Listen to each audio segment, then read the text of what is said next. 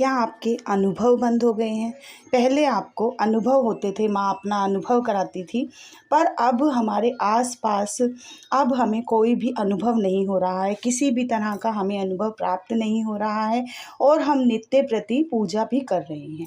जय जय महाकाली, मेरे चैनल में आपका स्वागत है। मैं आशा करती हूँ आप सभी अच्छे होंगे, स्वस्थ होंगे और अगर आपने अभी तक मेरे चैनल को लाइक और सब्सक्राइब नहीं किया है तो कृपा करके कर दीजिए, ताकि माता काली के बारे में जो भी मैं जानकारियाँ डालती हूँ वह आप तक जल्द से जल्द पहुँच सकें। देखिए, माता काली की जो जानकारियाँ हैं ये मैं कोई अपने आप से तो बनाती नहीं हूँ, ये माता काली स्वयं ही मुझे ऐसे अनुभव कराती हैं, ऐसी बातें मुझे बताती हैं कि मैं आपको बताती हूँ।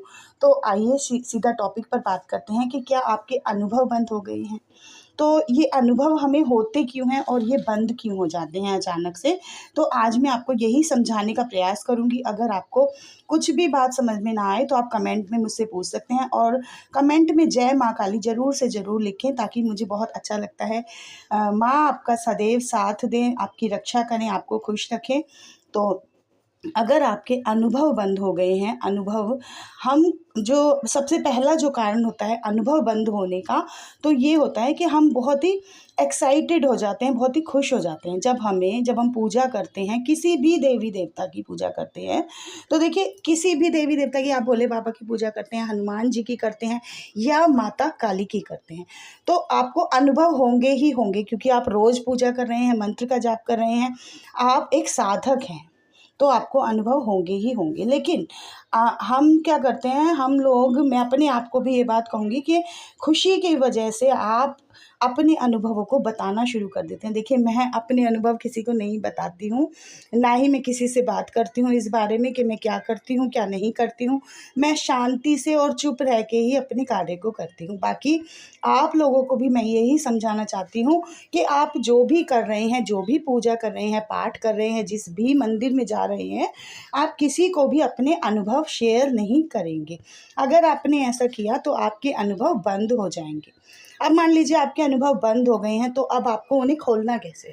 तो आपको शांति बनाकर चुप हो जाना है। तभी जैसे आपके अनुभव बंद हुए हैं, आप मौन धारण कर लीजिए। मौन ये नहीं कि आपको बोलना नहीं है, अपने अनुभवों के बारे में आपको किसी से भी कोई बात नहीं करनी है, कुछ भी नहीं बताना है कि मैं क्या करता हूँ, ठीक है?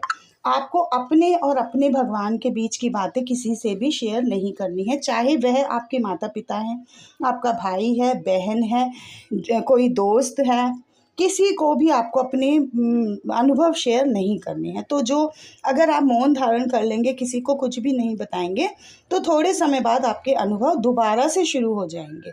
आपको दोबारा से वही अनुभव होने शुरू हो जाएँगे। ये एक पहला कारण भी था और इसका निवारण भी था, ठीक है?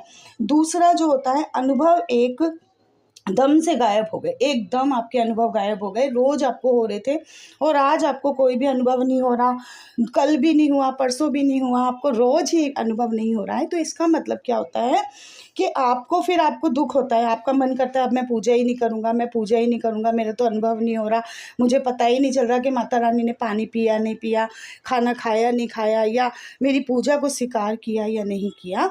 तो ये जो होता है, ये ऐसा इसलिए होता है कि अनुभव कभी भी अपने माता-पिता, अपने भाई-बहन, किसी को भी आपको नहीं बताना है। अगर आपने बता दिया तो आपके उसी वक़्त आपके अनुभव बंद हो जाएँगे, ठीक है? माँ नहीं चाहती है कि आप अपनी बातें और उनके बीच की बातें किसी भी व्यक्ति को बताएँ। तीसरा जो होता है, जो व्यक्ति पूजा नहीं करते हैं, बिल्कुल भी पूजा नहीं करते, पाठ नहीं करते, या भगवान से उनकी दुश्मनी है, ऐसे बहुत लोग हैं जिन्हें भगवान से नफ़रत भी है, पूजा भी नहीं करते हैं और वह मंत्र जाप कुछ भी नहीं करते। मतलब ऐसे लोगों को तो भूल कर भी अपने अनुभव, अपने बारे में, अपने पूजा के बारे में कुछ भी नहीं बताना चाहिए, क्योंकि ऐसे लोग जो होते हैं वह बुरी नज़र, बुरी बातें ही उनके मुँह से निकलेंगी और आपके अनुभव गायब हो जाएँगे।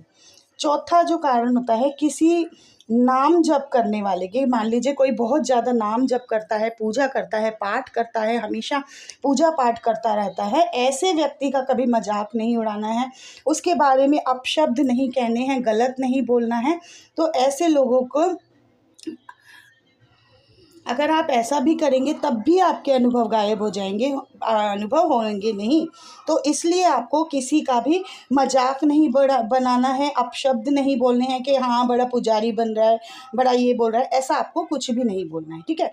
छठा नंबर है, अगर आपके घर में कोई नेगेटिविटी है, मान लीजिए कोई गलत शक्ति है, कुछ कहीं से आ गई है या किसी के शरीर में है, तो ऐसे में भी क्या होता है, वह जो शक्ति होती है, नेगेटिव शक्ति होती है, वह आपकी पूजा के सारे पुण्य को, प्रभाव को अपने अंदर ग्रहण करती रहती है और वह जो है फलीभूत होती रहती है, मोटी होती रहती है और आपकी पूजा का आपको कोई भी फल नहीं मिलता है, अनुभव आपको प्राप्त नहीं होते हैं।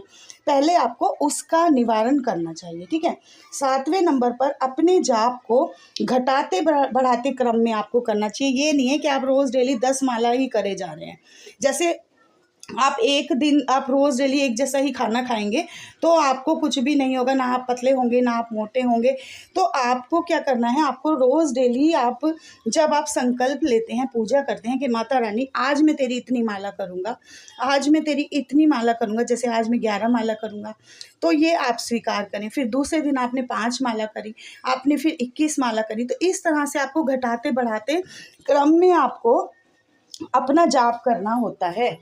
घटाते बढ़ाते क्रम में आपको मंत्रों का जाप करना है। रोज एक जैसी पूजा आपको, इक्वल पूजा आपको नहीं करनी है, अपने तपोबल को बढ़ाना है। तो तपोबल आपका इसी तरह से बढ़ेगा, कभी आपने 21 माला करी, कभी आपने 5, कभी 11, कभी 10 माला पे भी आप रुक सकते हो।